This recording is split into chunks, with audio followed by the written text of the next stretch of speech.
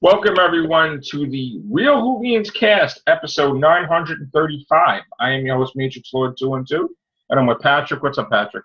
Hey. What's up, Sally? What's up? What's up, Mike D? Shit. What's up, Chris? Mike D, I'm interested. What's the conversion rate of Whovian dollars to real dollars? Yeah. What's up, Scott? Scott is muted. All right, so we have, I guess, our first Everything Show Real Whovians cast crossover. This will be part two. Get ready, Moffat. We're gonna give you some good ideas here. All right. And no, I'm not going to sing in this episode. I'm going to try not to with Who Idol 3. But anyway, all right, so let's get talking about this hot topic. We're going to start with Sally. Why don't you just refresh everybody what the heck we were talking about in the Everything Show? I think we were talking about the doctor being female and most of us being against it. And the doctor being a child. Yeah. And most of us possibly being against it. All right. So what's your take on it? No. I don't think the doctor should be female, nor should be a child. Okay. Because he's been established as, for how many years now? 50 years.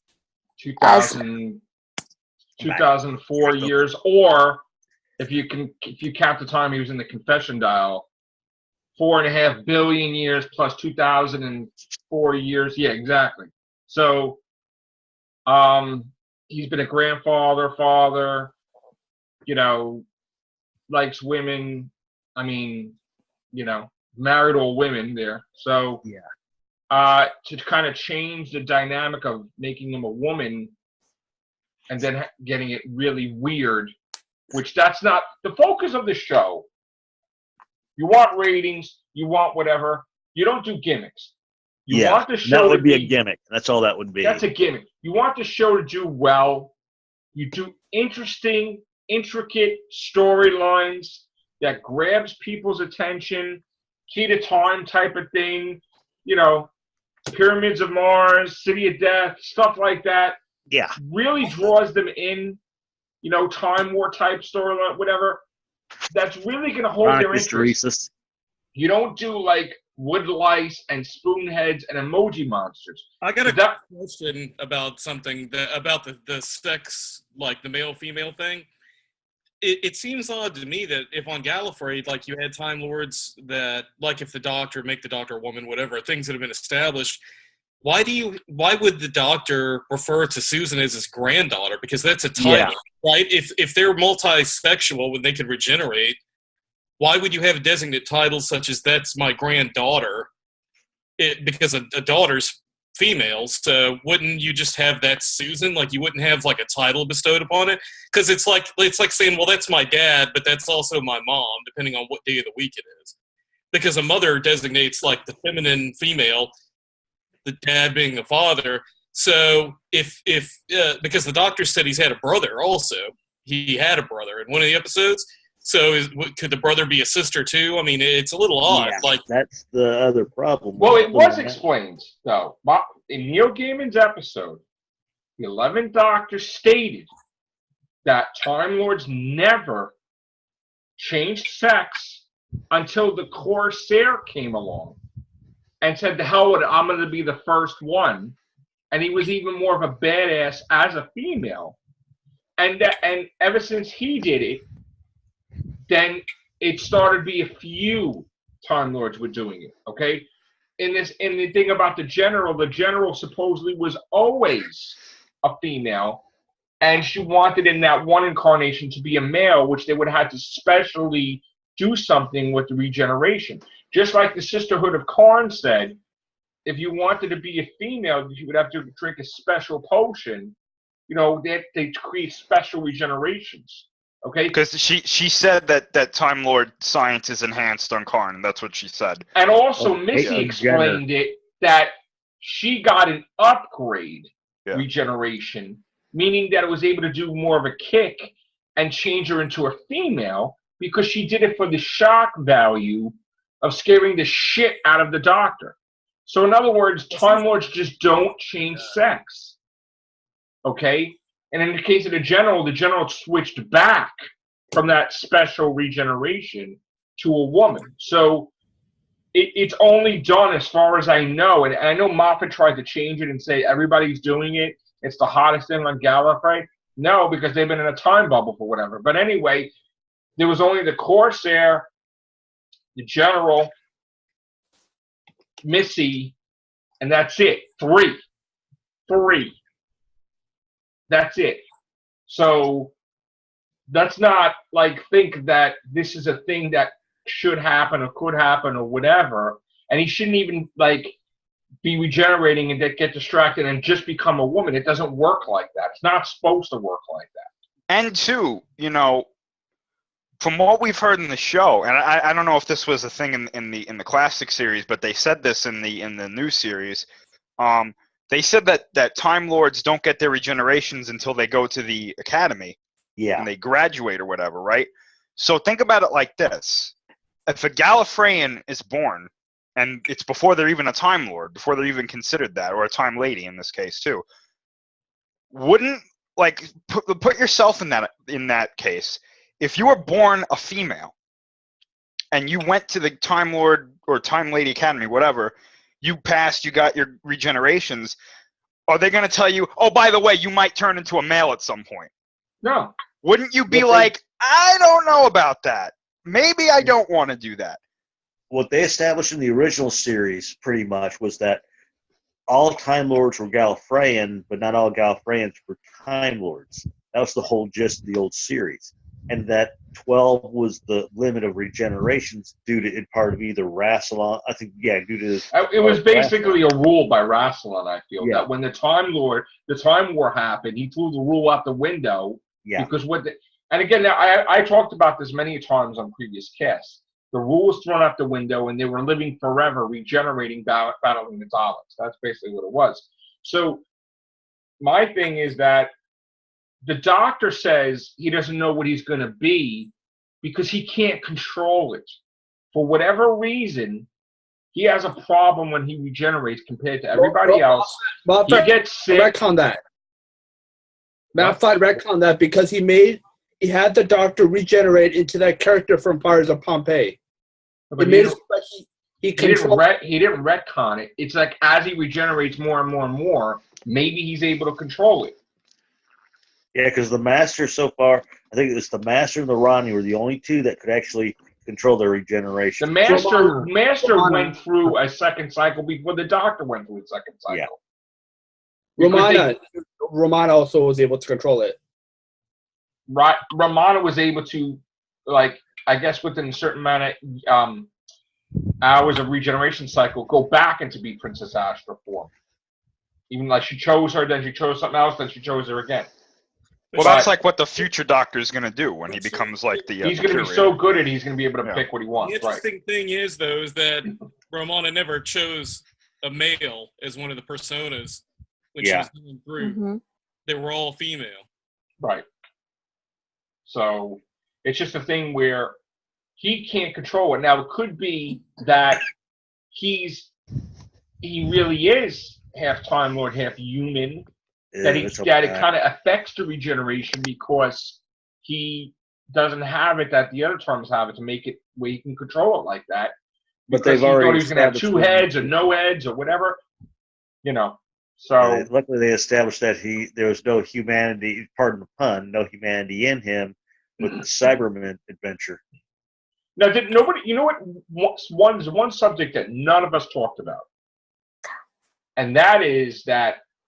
Supposedly, the regeneration energy that he used to revive Davros was one regeneration.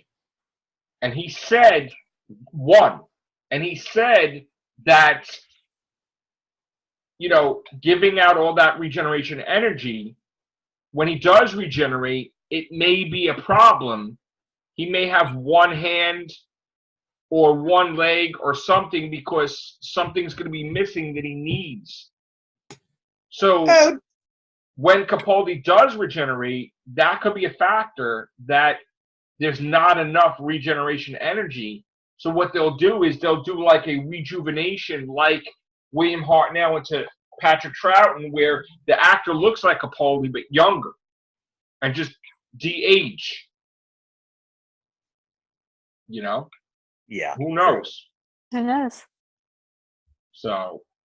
Because there was a thing, I forget who did it, but there's a thing I saw online about a few months ago. They were showing what the Doctor would have originally looked like. And they were taking all the Doctors and mixing them together to finally get to this one final form. And I got to find that again, and I'll send it to you. It was quite interesting. Now, I think that the reason why the 11th Doctor aged by being there 1,000 years on Trenzalore, that he looked like he aged 1,000 years, is because he didn't have any regenerations left, and he gave whatever energy he had to River to heal her hand. So maybe that type of regeneration energy stays in the body and makes them age less. Because even River said that, I'm going to save a little energy to bring down the age, which would explain why in Silence of the Library she looks much younger there than she does now. Because they those are my two favorite. Right, they save a little energy to kind of like keep the age down. So, I mean, you know, because obviously, a million times. Yeah. But anyway, are we sure the Time Lords didn't give the Doctor a new regeneration cycle? He definitely had a regeneration. He definitely had a regeneration. No, but it was but did they give him a full one? Like, did they give him back all 13 generations? There is no more 13. There is no more 12 regeneration thing, because Rassilon said, "How many did I give you? I lost count." So in other words, he could regenerate indefinitely, or he could regenerate 100 times. And basically, being that he gave the order to give it, but he doesn't know how many were given, that means that somebody else on the board like made sure he got the regenerations, but he wasn't aware of how many were given. So in other words, I think it's just going to be where they don't have to answer the question anymore. It's going to be unlimited. Because I thought he wouldn't have to worry about regenerations anymore after the Matt Smith got all that energy back. I thought from that he had as much as he wanted. Well, their energy from River was only to bring him back that once, not to, and it didn't change his face. From the Time Lords. Mm-hmm. From the Time Lords, when they were fighting the Daleks, they gave him all that energy, and I thought that was going to be what that covers it. Like, he won't need it again. At first he said it was a cycle. If in the episode it goes a whole new regeneration cycle, but then later on, like you said, Joe, Rassilon says, "How many did I give you? I lost count." So to me, that means he either gave him 12, or maybe he gave him more than that, or maybe even less than that. I mean, who knows at this point? Right. And he says, "I could do this all day. I'll kill you every time you regenerate." Like, you know, so another thing to keep in mind is, too, the Master always found a way to regenerate without any regenerations. Yeah. I mean, look at the Planet of Fire. I mean, he merged with this is Councilor husband. Tremas. This is father, Tremas. Yeah. Tremas. Yeah, Councilor Tremas. He merged with them. He became a slug creature in the TV movie. To this day, I honestly think that I've always gone by what this old notion is that they had slipped him an augmented Khaled with just enough Master DNA, and that was a plot either by the Daleks or the Master and Dalek to take that to Gallifrey as an invasion attempt. Right. And the whole notion is that the augmented Khaled was supposed to take over the Doctor, and because Trojan Doctor, but by touching by being electrocuted by the control console, it brought the Master persona to the forefront. And I always thought that was an augmented Khaled we saw than an actual slug thing. The Time Lords gave him a whole new cycle to be their chosen one, thinking that he would have the balls to take out the Daleks. Because if you remember, they were aware of the Time War when they had Genesis of the Daleks, because the Time Lord asked the Doctor to alter their development or either wipe them out because they felt there was a war coming with them. Yeah. And the Doctor said no. So you know. But anyway, this regeneration thing, I mean, again, he becomes a woman. I'll probably still watch it. I won't be happy, just like I wasn't happy when. If it was, I mean, if it was like everyone says, if it was just for diversity's sake, so we can say he was a woman, no, they shouldn't do it. If it's actually Yeah. a value part of the plot line, go ahead and do it. But I mean, that's gonna Like if the master, if the doctor is regenerating and then Missy just screws with him and does something to cause him to turn into a female.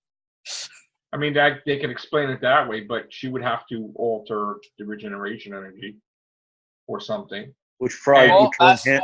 Master is the into a master of man. regeneration, so. And who's to say now she has the third cycle of regenerations? Because if you remember, I guess when he was coming back to life, through the Church of Saxon, he wasn't complete, so he couldn't regenerate technically, I don't think. Yeah, no. So I guess the Time Lords fixed him with that device, and they gave him another cycle again. Or maybe she uses the Nethersphere to pop out bodies or something for herself. Because they used that throwaway line in Under the Lake, Before the Flood, whatever, I forget. Sorry. That line. She's like, they create bodies in the Nether. I'm like, what? Why are you saying this now? So, I honestly think that, unfortunately, somebody's going to do it. They're going to make the Doctor a woman. And Chris is probably right, where everybody's looking now, but they'll do it afterwards. Right, Chris? I'm saying Dr. 14. Yeah. I don't know why. I was thinking about it one day, and I was like, I don't think they're going to do it for the next one because I think with a new showrunner and whatnot, to me, it would be too much change too quickly. So if you have the Doctor be a male for the next one, and then you have it be a female, I think that's going to be because you notice too, and this is what I was thinking originally, the amount of people that want this to happen is steadily increasing each time there's a regeneration. Like, you remember when Matt Smith announced he was regenerating? It was quiet, but people were like, hey, what if the Doctor was a female? Yeah, because he mentioned it Now- in regeneration. Am I a woman? No. Yeah. Now it's like it's a really loud voice of make him a woman, make him a woman, make him a woman. And this is something else we have to keep in mind. They are making the show now for new fans. Yeah. Yeah. They're trying to make it for new fans. The old fans like us, I don't really consider myself an old fan because I didn't watch all of the classic season or series, excuse me. But my whole thing is, if you're gonna do something based on an old show, you have to respect the source material. Yeah. Mhm. If you don't respect the source material, you're gonna start changing things. You're gonna start making it different. You're gonna start putting it in your own image, and I think that that's okay to a point. But when you start saying, you know what, I'm gonna make new rules for the show that contradict the source material, and the fans go, wait a minute. This isn't how it works. You know what I'm saying? So I think Star Trek Dr. wasn't 14 that. is going to be. I agree. That's why I didn't like a lot of what Moffat did with Doctor Who, because he just went, I'll do whatever I want. I don't care what anyone says. Yeah, You're going to make this show unrecognizable to a lot of fans, Mhm. and they're not going to like it, and they're not going to watch the show anymore. If I could just bring up an example of what we're talking about, everybody knows my favorite comic book character is Spider-Man. So I'm gonna show how this works out. I don't like change when they start doing dramatic change. But they had this dramatic change where Peter Parker is a billionaire now, lives in Hong Kong and San Francisco, and lives in places where you can't swing the web because there's no buildings, has spider-mobiles and spider gadgets and transformer things. Yes, we had that when we were kids, and they did that in China, but all his villains live in New York. So it's like unbelievable that a villain would spend $4,000 or thousands of dollars to go to Hong Kong to fight him. So he has to have new villains. It doesn't make any sense. And this is why in the fall they're switching stuff back to normal, where he's in New York, he's whatever he's doing. I don't think he's rich anymore, and he's Spider-Man. That's it. You can't change things where it's unrecognizable, because it may be cool maybe for an issue or two, but fans reject it. And same thing with the Doctor. If you make him a female, now what are you going to do? Are you going to make it that he likes men? That he's going to have a male companion? Because that wouldn't make any sense either then. Because then the Doctor's not supposed to be He's about had love anyway. He's had male companions. He's had Adric. He's had. But, wouldn't that be weird if he's a female and then all of a sudden he just has male companions? That's kind of like. Because that's going to turn off a lot of he used to have other fans. Multi-gender. He used to have male and female companions. He did. But I'm saying if on first go you have a female Doctor and you have a male companion, people are going to complain about it. I don't think you need to have a male companion if he regenerates into a female. Because at that point, are we saying that he's going to have a male companion or that he's going to have a male love interest? Because they're different. It's not the same thing. You could have a female companion. I dropped the love interest stuff for good. I drop it forever. That's what I would say too. Yeah, because it's at what point now? Because really, when you think about it, yes, when he regenerates, his body regenerates and certain parts of his personality come out. But in the bottom line, he's still the same person every time, just in a different body. Correct. Now, if he regenerates into a female, he's going to be a male consciousness in a female body.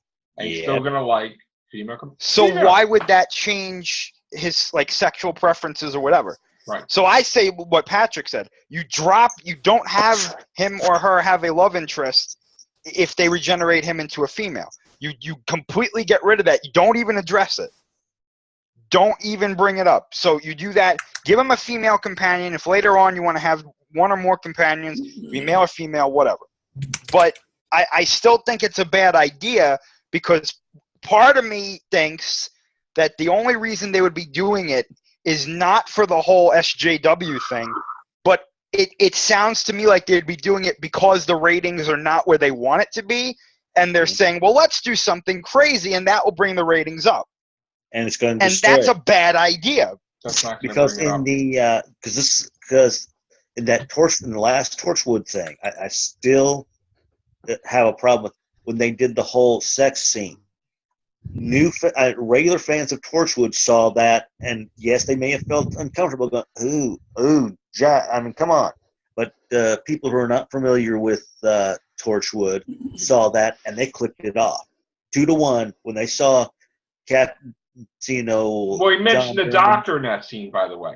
Yeah. Which was disgusting like porn. But on that point, though, if they turned around tomorrow and they said, oh, by the way, Captain Jack is straight now, we would all be like, hey, wait a minute. That's not how he was made. No, he was omnisexual. Right. So why are you changing it? Right. You know what I'm saying? I mean, it's the same thing. It's like if they turned around and they said, we're going to give River a regeneration and she's going to turn into a male.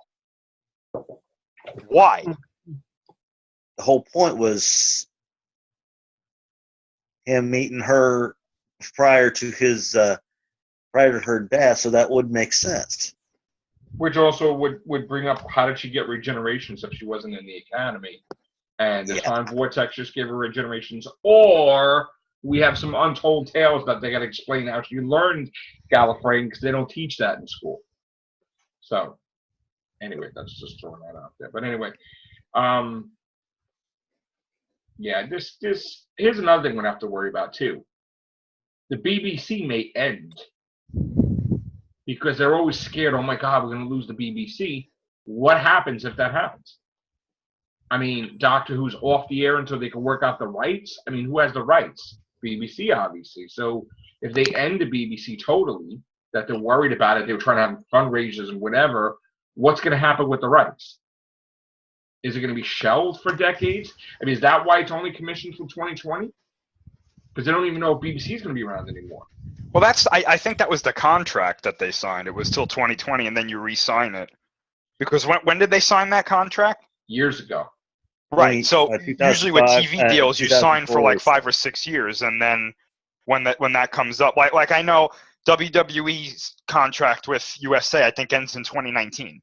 Right. And they're obviously going to re-sign with them. Right. So I guess it works probably the same way with Doctor But I Who and remember when they BBC. didn't. But that could happen too. Well, that was a long time ago. Yeah. But Yeah. Anyway, the thing is that if you're going to sign a deal like that, there's got to be a clause that you can't take a couple of years off. By the way, because that's bullshit too. Because they signed 2020, and then how many years did they take off with split seasons and whatever, and whole year without Doctor that's Who what's on one also going to episode? kill the show. If they're not going to give the fans what they want, in other words, do a season, take a break off, do a season, take a break off, that's also going to kill the show. And to me, that sort of defeats their little contract. I honestly think that if they're going to be on until 2020 and they're going to take these little breaks, then give us animated things on the side. Whether it's of the their current doctor or a past doctor, put some sort of animation to fill that gap if they're going to take constant we just breaks. had a break where we had a whole year. We had one episode of Doctor Who, right? Yeah. So if Moffat's going to give the job to Chibnall should have said before he took it, by the way, I'm going to take a year off.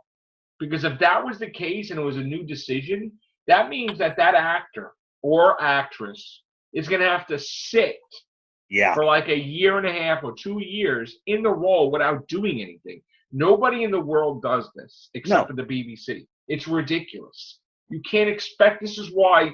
Oh, Capaldi, could you wait a year or two until we film Doctor Who, and then we may do that again? The only thing Jim he'd Knowles actually going to do be able that. to do is big Finnish dramas or other audio dramas or things that keep him close to. I mean, Matt Smith was in the BBC. role, but he couldn't film anything. He could only film the 50th and the Time of the Doctor. It's like the guy is available. Give him a thing to film for the whole year. You have him under contract. It's like, what are you doing? So Capaldi, I can understand why he left. Yeah. He already sat on his butt for a year waiting for them to wear, and then they were going to do a break with Chibnall too. Why would you wait 2-3 years and do nothing? It's like they're killing their cash cow. That's basically what they're doing. This way they can kill their cash cow, and if anybody complains, well, it's not our fault. It's not our fault that person decided to take a break. Yeah, it is your fault because you should have been putting stuff out and giving these actors a chance to play their roles that you signed them to. Do you realize that if the Doctor becomes a woman, and God bless whoever gets the role if that does happen, right? And then the ratings drop and Doctor Who is canceled while the Doctor's a woman, do you realize the amount of civil war this community is going to have with I've said that as well. Whovians, that people that are classic fans are going to be like, see, I told you so. Mm-hmm. And then there's going to be a whole thing because then it's going to be women on one side or this one, new fans on this side, and then it's going to be like the Doctor will never be a woman again. But then if they do that, that's going to piss off everybody because once it becomes a woman once, he's probably going to have to become a woman again. Yep. And it's just like a mess. So stop changing the show. He's a man. For diversity's sake. Do it Create because it's something different. I'll tell you what, though. On to Patrick's point from before. I don't think we're going to get a child Doctor, but I got to tell you, I think we're going to be getting a pretty young Doctor this next incarnation. Oh, yeah. I have this feeling that 22. It's not even a feeling.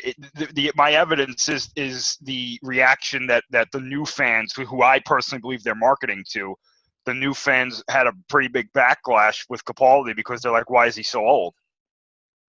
I think that's a crazy argument to have, but I mean, that's just what I see. I mean, I think that's a part of the reason why that people stopped watching, because I don't think anybody's going to argue that the Doctor Who fervor has diminished in the past 2 years. And I personally don't blame Capaldi. I don't really blame anybody, but I really wonder, from what I'm seeing, is that something they're looking at and saying, yeah, we need to have a younger Doctor? I honestly think it's a fact that Moffat wanted him. Moffat probably figured that he would yes everything because he's happy to be in the role. And Capaldi's like, why are you doing this? This sucks. Why are you doing this? I want to have this costume. I want to have this. And then Moffat started, in his writing subconsciously, kind of wrote some bullshit stuff. Because if you think about it, whenever he does get pissed off or mad, it's in his subconscious. So he was upset, even though he told Jenna Louise Coleman, if you ever want to come back, let me know. And then he shredded all the scripts that he's done, and he had to redo everything with all the writers. In his head, he was angry. So he put shit in there that made her like a damn idiot or doing stupid things like you're responsible for killing your boyfriend or whatever crazy shit. And it's like devious, but he don't even realize he's doing it. So if he gets mad with Capaldi, he's putting it in the writing bullshit stuff. Well, I wouldn't necessarily go that far. I'm going that far. I don't know if we can really go that far because we don't know what Moffat's thinking. But right. I will agree with you on one thing. I think that the writing has been the crux of the show. That I think it's not as good as it could be, and I think that's partially due to, and this is just my opinion. I partially think that's because Moffat is taking on too much stuff. He is. He's got Sherlock he's trying to perfect. He's got Doctor Who he's trying to perfect. Then we all, the other factor here is BBC has a say in what happens in the show. Yeah. How many times could Moffat have had a really good idea and then he either A, pitched it to BBC, or B, BBC got wind of it and they were like, no, you can't do that, or we want you to go this direction. And we're putting the blame on Moffat when it's really not his fault, because if he comes out and says, I didn't do it, BBC made me do it. Wasn't then that he the gets whole case fired. with Matt Lucas? That Matt Lucas contacted BBC, and then the BBC, we're going to hire him, and then, Moffat, whatever, just work with it. And then he's who knows? And he's like, yeah, Matt Lucas is great. Matt Lucas is absolutely. Wasn't there an interview or something that way with Moffat saying that a lot of the stuff that happened was due to the BBC, or am I thinking somebody else? No, that wasn't really. He didn't really. Wasn't that one time where Russell T. Davis wanted to make that one woman the Doctor's mother, and they said no? Somebody stepped in. Right. They never stopped him to do anything, and they said you can't do that. And I don't know who that person was. Somebody had pull, and they actually stopped him dead in his track, and he could not do it. And then he explained it away, some other thing, and like it was always planned that it wasn't his mother, but made you think, no, it was supposed to be his mother. And then he flat out got stopped in his tracks. I think Chibnall's biggest challenge, and I don't know, I haven't seen anything from Chibnall that makes me like him or dislike him, so we have to wait and see. But I think his biggest thing is going to be he has to prove that he's a more consistent writer. Because I think it's consistency that was the problem with the last two seasons for me. For my opinion, I liked season, 8? I didn't like 9. But the biggest problem for me with 9 was Capaldi's writing was really inconsistent. Like, he was one way in one episode, but then in the next episode, he acted totally different. Yeah, and it was like, how are we supposed to understand what this character is if he's different in every single episode? Right. Exactly. He was cold-hearted. They made it like he didn't give a crap about the Earth. He didn't care about this. He's lying totally. Right. Specifically, I'm thinking of that first part of the Zygon two-parter. Because I don't know about anybody else, but he was a complete buffoon in that episode. He was standing there while Unit was just like, and he had no dialogue, and they're just like afraid to shoot their own mother away. Like, come on, you're trained. I mean, listen, I gotta say that, and again, from watching it since I was a kid till now, I feel, and people could tell me but I feel that series 8 and 9 are like the worst of Moffat's. And it's the worst done of New Who. I think that's absolutely not credible whatsoever. Season 8 and 9 were excellent. Capaldi's been a great Doctor. I'm not saying he's not a great Doctor. I'm just saying Moffat episodes were just sleep-induced boring. I mean, Moffat, like in this Doctor, have made the show exciting again. Matt Smith got into too many kooky, sort of goofy stories that were just like. There was about a fourth of his stories that really were just stupid as shit, that were boring and you'd never want to go back and watch again. And Capaldi's just been really solid. I mean, I know there's some people that are whiners about, he's a little bit too dark or whatever. Shut the fuck up. I mean, he's an alien. He's going to act different ways. I mean, Colin Baker's Doctor acted different ways. Tom Baker's Doctor acted different ways. Sometimes he was removed from situations emotionally with his companions. I mean, he's a character. He's going to change, do different things. But I honestly, I've gotten a little bit tired of hearing just a bunch of whiny bitches like not in here, I just mean in general within the community, that like the show, we didn't have the show for the longest time. Yeah. And the little nitpicks I hear from people, it's like, shut the fuck up. I mean, it's, you could do way worse than having Capaldi and, like, every episode not being a fucking perfect 10. I mean, big deal. The classic series weren't all perfect 10 episodes, but they were still exciting watching new episodes you haven't seen before. And you very rarely can count, like, a clunker episode that's come across the table. And it's like, it's the problem with reviewing the seasons and reviewing episodes and stuff. And it's something I've recently just come to the realization of, that's just like, people can nitpick the shit out of like anything. And it's just like, we did not have the show for the longest time on the air whatsoever. And people now are like whining about every little fucking thing. And it's like, get over yourself already. Jesus. Well, it's not just that, though, mate. It's Moffat coming out and flat out saying, I fucked up this season. I fucked up that season. I have a change of heart. I did screw up. But I mean, And then people jumping on that and saying, why the fuck would he say that? Because you embarrass yourself, and now, of course, that season sucked because you said it sucked. I mean, it's... Who gives a shit if he even said that himself? It's up to the viewer to judge for themselves.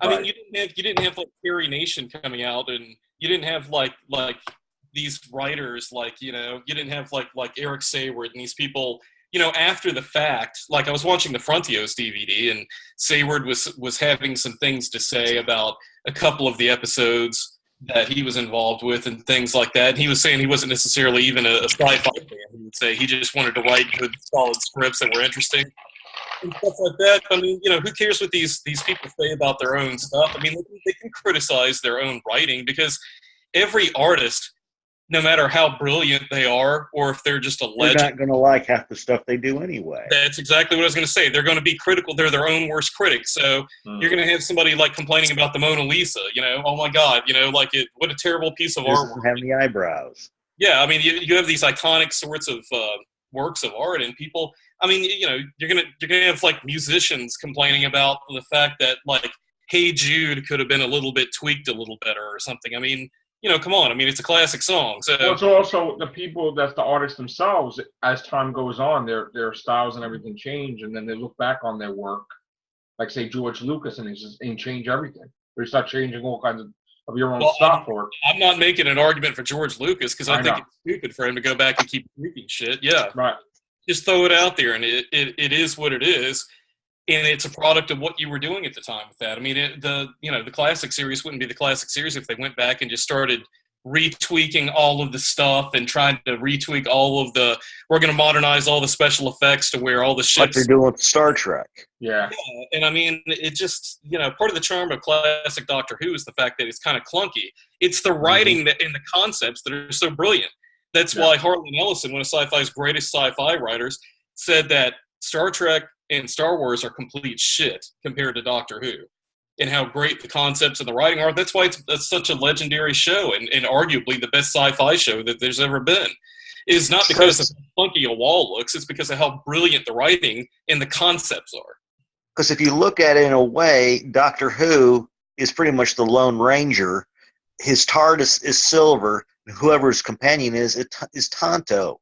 So you could look at it that standpoint, too. We're going to run out of time here in a second. All right. Take care. Bye for now in case we go. All right.